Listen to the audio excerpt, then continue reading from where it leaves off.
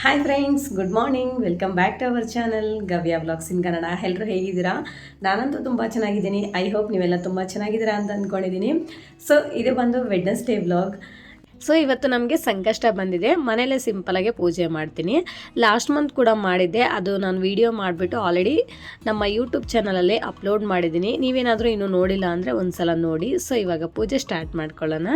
So first ನಾವಿಲ್ಲಿ ಎಲ್ಲಿ ಪೂಜೆ ಮಾಡಬೇಕು ಅಂತ ಅಂದ್ಕೊತೀವೋ ಸೊ ಅಲ್ಲಿ ನಾವು ರೆಡ್ ಕಲರ್ ಕ್ಲಾತ್ನ ಹಾಕಿಬಿಟ್ಟು ಅದ್ರ ಮೇಲೆ ಈ ಥರ ಪದ್ಮನಾಭ ರಂಗೋಲಿನ ಹಾಕಿಬಿಟ್ಟು ಅದ್ರ ಮೇಲೆ ಸ್ವಲ್ಪ ಅರಿಶಿನ ಕುಂಕುಮ ಹಾಕಿ ಗಣೇಶನ ಫೋಟೋ ಇಡಬೇಕು. ಸೊ ನನ್ನ ಹತ್ರ ಗಣೇಶನ ಫೋಟೋ ಸಪ್ರೇಟ್ ಇಲ್ಲ, ಸೊ ಹಾಗಾಗಿ ಎಲ್ಲ ಮಿಕ್ಸ್ ಇರೋ ಫೋಟೋನೇ ಇಡ್ತಾ ಇದ್ದೀನಿ. ಆ್ಯಂಡ್ ಗಣೇಶಂದು ವಿಗ್ರಹ ಇದೆ ಚಿಕ್ಕದು, ಸೊ ಅದನ್ನು ಕೂಡ ಇಟ್ಟು ಪೂಜೆ ಮಾಡ್ಕೊತೀನಿ. ಆಮೇಲೆ ಹೂವು ಎಲ್ಲ ಇಟ್ಟು ಅಲಂಕರಣ ಮಾಡ್ಕೊತಾ ಇದ್ದೀನಿ. ಸೊ ನಮಗೇನೇನು ನಮ್ಮ ಹತ್ರ ಎಷ್ಟು ಥರ ಹೂವು ಇರುತ್ತೋ ಸೊ ಅಷ್ಟು ಥರ ಅದರಲ್ಲಿ ಪೂಜೆ ಮಾಡಬೇಕು. ಆ್ಯಕ್ಚುಲಿ ಹೇಳೋದು 21 ಥರ ಹೂವನ್ನ ಇಟ್ಟು ಪೂಜೆ ಮಾಡಬೇಕು ಅಂತ. ಸೊ ಸಿಕ್ಕಿದ್ರೆ ಆ ಥರ ಮಾಡ್ಕೋಬೇಕು. ಸೊ ಸಿಕ್ಕಿಲ್ಲ ಅಂತಂದರೆ ನಮ್ಮ ಹತ್ರ ಎಷ್ಟಿದ್ರೆ ಅಷ್ಟು ಸಿಂಪಲಾಗಿ ಮಾಡಿಕೊಂಡ್ರೆ ಆಯಿತು. ಆಮೇಲೆ ಗಣೇಶನಿಗೆ ಇಷ್ಟವಾಗಿರೋ ಫ್ರೂಟ್ಸು ಅದನ್ನೆಲ್ಲ ಇಡಬೇಕು. ಆಮೇಲೆ ಇಲ್ಲಿ ನಾನು ಅಭಿಷೇಕ ಮಾಡ್ಕೊತಾ ಇದ್ದೀನಿ. ಸೊ ಅಭಿಷೇಕ ಅನ್ನೋದು ಕಂಪಲ್ಸರಿ ಮಾಡಬೇಕು, ಮಾಡಿದ್ರೆ ತುಂಬ ಒಳ್ಳೆಯದು.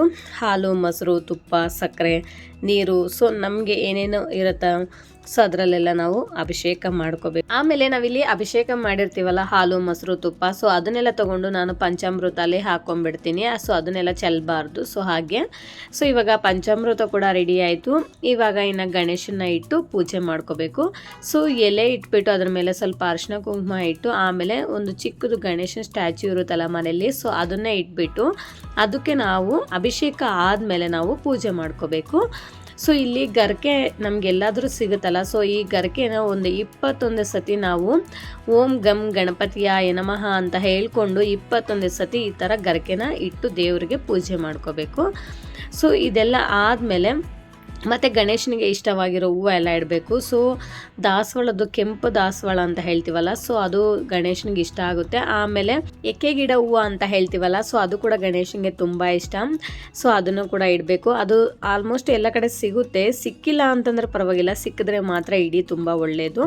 ಆಮೇಲೆ ಇಲ್ಲಿಗೆ ನಾನು ಕಳಸದಲ್ಲಿ ಸ್ವಲ್ಪ ನೀರು ಹಾಕ್ಕೊಂಡ್ಬಿಟ್ಟು ಅದಕ್ಕೆ ಸ್ವಲ್ಪ ಅರಿಶಿನ ಕುಂಕುಮ ಹಾಕ್ಕೊಂಡು ಆಮೇಲೆ ವಿಳೆದೆಲೆ ಇರುತ್ತಲ್ಲ, ಸೊ ಅದನ್ನು ನೀರಲ್ಲಿ ಅದ್ಬಿಟ್ಟು ನಾವು ದೇವರಿಗೆಲ್ಲ ಹಾಕ್ಬಿಟ್ಟು ನಾವು ಶುದ್ಧ ಮಾಡ್ಕೋಬೇಕು. ಶುದ್ಧ ಮಾಡ್ಕೊಂಡಾದ್ಮೇಲೆ ನಾವು ಪೂಜೆ ಮಾಡ್ಕೋಬೇಕು. ಶುದ್ಧ ಮಾಡ್ಕೋಬೇಕಾದ್ರೆ ಪಾದೇ ಪಾದ್ಯಂ ಸಮರ್ಪಯಾಮಿ, ಅಸ್ಥೆ ಆದ್ಯಂ ಸಮರ್ಪಯಾಮಿ, ಮುಖ್ಯ ಆಚಾರ್ಯ ನಿಯಂ ಸಮರ್ಪಯಾಮಿ, ಶುದ್ಧೋದಕ ಸಾನಂ ಸಮರ್ಪಯಾಮಿ ಅಂತ ಈ ಶ್ಲೋಕನ ಹೇಳ್ಕೊಂಡು ನಾವು ಶುದ್ಧ ಮಾಡ್ಕೋಬೇಕು.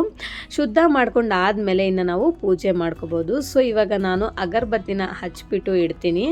ಅದಿಟ್ಟಾದ್ಮೇಲೆ ನಾವು ತೆಂಗಿನಕಾಯಿ ಹೊಡಿಬೇಕು. ಫಸ್ಟು ತೆಂಗಿನಕಾಯಿ ಹೊಡೆದು ಆಮೇಲೆ ನಾವು ಪೂಜೆ ಮಾಡ್ಕೋಬೇಕು.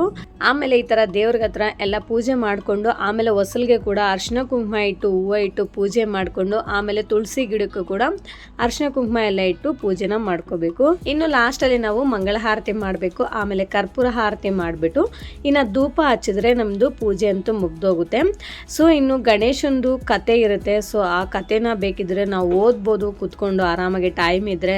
ಇಲ್ಲ ಅಂತಂದರೆ ನಾವು ಯೂಟ್ಯೂಬಲ್ಲಾದರೂ ಇಟ್ಕೊಂಡು ನಾವು ಕೇಳ್ಬೋದು. ಸೊ ಅದು ಎರಡೂ ಇಲ್ಲ ಅಂತಂದರೆ ಓಂ ಗಂ ಗಣಪತಿಯಾಯ ನಮಃ ಅಂತ ಹೇಳ್ಬಿಟ್ಟು ಅದೊಂದು 108 ಸತಿ ನಾವು ಮನಸ್ಸಲ್ಲಿ ಅಂದ್ಕೊಂಡು ಲಾಸ್ಟಲ್ಲಿ ಪೂಜೆನಂತೂ ಮುಗಿಸ್ಬೋದು. ಸೊ ನಾನಂತೂ ಈ ಥರ ಸಿಂಪಲಾಗೆ ಮಾಡಿದ್ದೀನಿ. ನನಗೆ ಎಷ್ಟು ಗೊತ್ತಿದೆಯೋ ಅಷ್ಟು ಮಾತ್ರನೇ ನಾನು ಮಾಡಿದ್ದೀನಿ. ಆ್ಯಂಡ್ ನಾನು ದುಡ್ಡು 11 ರೂಪಾಯಿ ಇಟ್ಟು ಮುಡಿ ಕಟ್ಟಿದ್ನಲ್ವ ಲಾಸ್ಟ್ ಮಂತು, ಸೊ ಆ ಮುಡಿನ ನಾನು ದೇವ್ರ ಹತ್ರ ಇಟ್ಟು ಪೂಜೆ ಮಾಡ್ಕೊಂಡಿದ್ದೀನಿ. ಅಂದರೆ ನಮ್ಮದು ಅರಕೆ ಏನಿರುತ್ತೋ ಅದನ್ನು ನಾವು ದೇವ್ರ ಹತ್ರ ಮತ್ತೆ ಹೇಳ್ಕೊತಾ ಇರಬೇಕು. 21 ಸತಿ ನಾವು ಹೇಳ್ಕೋಬೇಕು. ಸೊ ನಾನಂತೂ ಈ ಥರ ಪೂಜೆ ಅಂತೂ ಮುಗಿಸಿದ್ದೀನಿ. ಸೊ ನಿಮ್ಗೆ ಇಷ್ಟ ಆಯಿತು ಅಂದರೆ ಲೈಕ್ ಮಾಡಿ. ಎಲ್ಲಿ ಹೋಗ್ತಿದ್ಯಾ ನೋಡು, ಅಂಕಲ್ ಬಿಟ್ಟೆ ಬಂದ್ಬಿಟ್ರು. ಗಮ್ಯ ಅಳ್ತಾ ಇದ್ದಾಳೆ ಕಂದಮರಿ. Cute girl ಗವ್ಯ. ಬಾಯ್ ಬಾಯ್ ಬಾಯ್.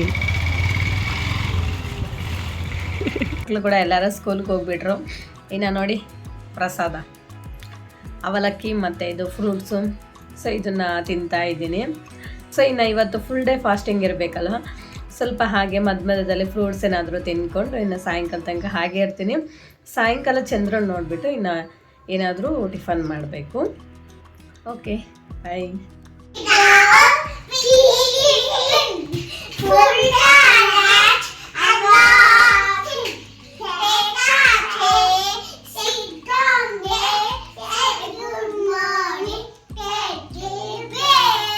ವಾವ್, ಹಾಯ್ ಮಾಡಿ, ಹಾಯ್ ಹಾಯ್. ಬೈಕ್ ಇದೆ.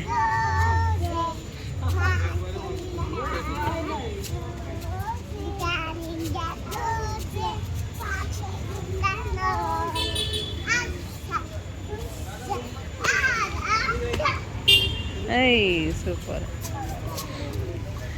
ನೈಟ್ ಟೈಮ್ ವ್ಯೂ ನೋಡಿ ಹೇಗಿರುತ್ತೆ ಅಂತ ಕಾಂಪ್ಲೆಕ್ಸಲ್ಲಿ. ಸೊ ನಮ್ಮ ಶಾಪ್ ಇರೋದಿಲ್ಲೇ ಗಮ್ಯ ವಿಷನ್ ಆ್ಯಂಡ್ ಕಾಂಪ್ಲೆಕ್ಸ್ ಈ ಥರ ಇರುತ್ತೆ ಫುಲ್ಲು.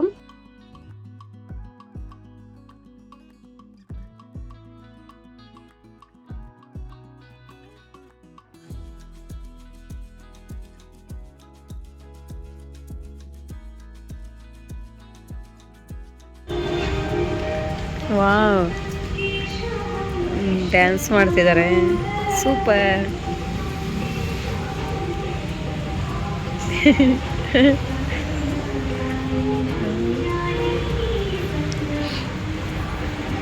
ಆಯಿತು ಕೈ. ಸೊ ಇನ್ನು ನಾವು ಗೊಂಜೂರು ಆಂಜನೇಯ ಸ್ವಾಮಿ ಟೆಂಪಲ್ಗಂತೂ ಬಂದಿದ್ದಾಯಿತು. ಸೊ ಇನ್ನು ಸಂಕಷ್ಟ ಅಲ್ವಾ ಇವತ್ತು, ಇನ್ನು ಬಂದೆ. ಬಟ್ ಇವತ್ತೇನು ಅಷ್ಟೊಂದು ವಿಶೇಷ ಏನೂ ಇರಲಿಲ್ಲ ದೇವಸ್ಥಾನದಲ್ಲಿ, ಅಷ್ಟೊಂದು ಕ್ರೌಡ್ ಕೂಡ ಇಲ್ಲ.